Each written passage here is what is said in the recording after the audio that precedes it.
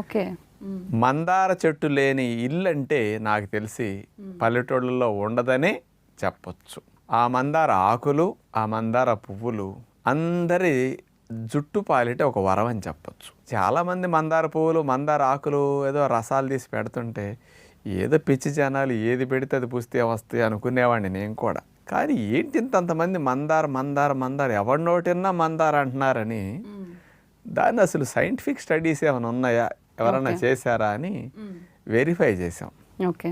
40 పరిశోధన పత్రాల యొక్క సారాంశాన్ని అమెరికా దేశం వారు 2015 సంవత్సరంలో రట్గర్స్ యూనివర్సిటీ యుఎస్ఏ వారు వాళ్ళు ఇచ్చినవి.